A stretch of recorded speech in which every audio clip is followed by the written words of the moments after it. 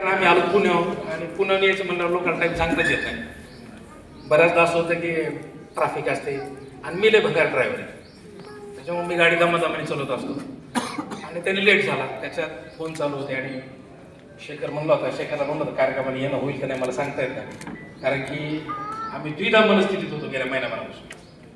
आत्ता सरांनी उल्लेख केला मगाशी भाषणामध्ये, संजय राऊतांचं पुस्तक प्रकाशित केलं मी, नरकातला स्वर्ग, आणि गेल्या 1 महिन्याभरापासून आमचं त्याही पुस्तकाचं इंग्लिशमध्ये पुस्तक प्रकाशन दिल्लीत करायचं, त्याचा कार्यक्रम काही ठरत नव्हता आणि त्याची डेट ठरत नव्हती. ती डेट ठरणार होती अरविंद केजरीवाल, राहुल गांधी यांच्यानुसार ठरणार होती आणि ती डेट गेल्या आठवड्यात फायनल झाली आणि ती नेमकी 14 नाही म्हणून मला आनंद झाला.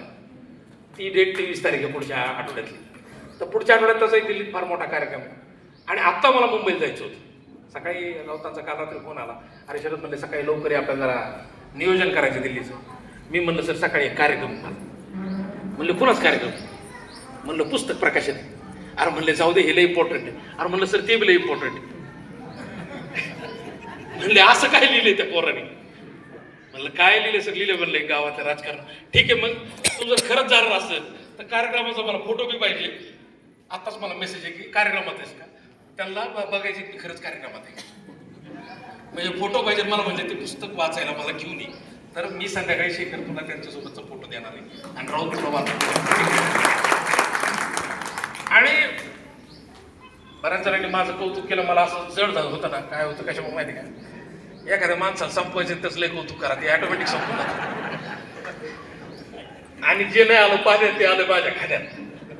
आणि आता बऱ्याचदा असं वाटतं की अरे लोक कौतुक करत ऐकून घ्यायचं. त्या मॅडमने एवढं कौतुक केलं आता भाषणात. आमचे गणेश आमचे मित्र आहेत, त्यांनी कौतुक केलं, शेखरही कौतुक केलं. म्हणून अशी भीती वाटायला लागली मला, लय कार्यक्रमात जायचं नाही. पण एक की लेखन झालं लिहिलं तर लोक त्याचं कौतुक करतील, हे सगळ्यात मोठं महाराष्ट्राचं यश. नाहीतर कुणाचं कौतुक होतं, नॉर्मली नेत्यांचं कौतुक होतं, खेळाचं कौतुक होतं, असं आमच्या मराठवाड्यात.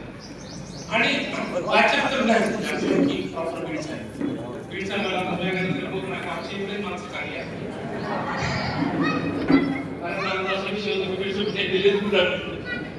पण काय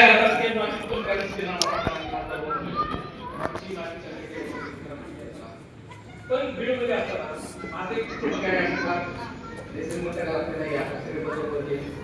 पाहिजे माणसं आणि माझ्या आजूबाजूला तुझं तुझ्या आजूबाजूला यायचं, कारण मला म्हणते बीडचा बाजू पडायला. आम्ही सगळ्यांना मध्यगिरीत काय केलं, बरे बाबा पिढीत काय केलं, यांनी भाऊकी सगळ्यात जास्त ऍक्शन मध्ये आले. यांनी सांगितलं त्याला आपलं खपत नाही आणि असं सगळेच म्हणते नेमकं कुणाचं कुणाला खपत नाही काय मॅडम. तर आमच्याकडे ते भाऊकीन गावकीचा जो वाद आहे ना, तो मला असं वाटतं की आमच्या बापाच्या पिढीने, म्हणजे ज्यांचा जन्म 1965 ते 80 मध्ये झाला ते, या लोकांनी ज्यांचा 65च्या आधी झाला का आमच्या आधी, त्यांनी स्वातंत्र्य पाहिलेलं, त्यांनी गरिबी पाहिलेली, त्यांनी दुष्काळ पाहिलेला. मी माझ्या आजाला म्हणायचो, आजा दादा म्हणायचं आपल्याकडं लोकांकडं निजामाला लढले, ताम्रपट येतं स्वातंत्र्य लढ्यात, आपलं काही योगदान आहे का नाही भाषणात सांगायला तरी. लोक ना आमच्या आजा तिकडं लढला असं कोणाच ऐकलं का आपल्या वाटायचं, आपलं काही तर असं म्हणले आपलं आहे ना म्हणले योगदान. म्हणलं काय योगदान आहे, मी म्हणलं एखाद्या भाषणात सांगायला ना. ते म्हणलं आपलं योगदान म्हणलं मी लढ्यात भाग घेतलाय. म्हणलं कधी घेतलाय, म्हणले नगर जेलला जेव्हा होते ना गांधी, तेव्हा आम्ही नगरला जाऊन आलोत म्हणले निसता. म्हणजे योगदान काय, फक्त जाऊन आलेत. यांनी केव्हा इंग्रज पाहिलं नाही, यांनी काहीच पाहिलं नाही. आणि मग हे पण मी म्हणलं ह्यांनी काहीच पाहिलं नाही, पण ह्यांनी कोणी सुसाईड केली नाही.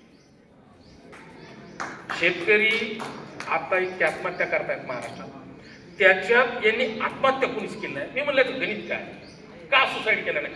72चा दुष्काळ पडला आमच्याकडं, बरेचसे लोक